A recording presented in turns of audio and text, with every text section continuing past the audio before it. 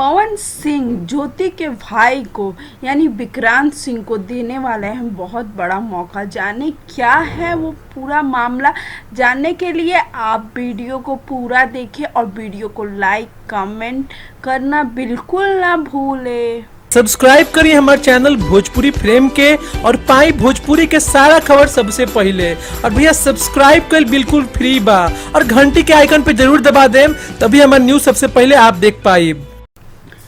इन दिनों social media site पर एक काफ़ी ज़्यादा फ़ोटो वायरल हो रही है। बता दें कि पवन सिंह के साथ उनके छोटे साले यानी विक्रांत सिंह हैं और ज्योति सिंह के साथ भी आप डिस्प्ले पे जो फ़ोटो देख रहे हैं वो उनके भाई की ही फ़ोटो है। ज्योति सिंह के यह काफ़ी करीब और ज्योति सिंह ने कई बार अपने भाई को लेकर काफ़ी बड़ी बड़ी पोस्टें भी की है और वो उन्हें बहुत ज़्यादा प्यार भी करती है, क्योंकि हमने उनके बर्थडे के वीडियो में ही देखा था। अब यह देखना है कि पवन सिंह ने इनके बारे में क्या किया।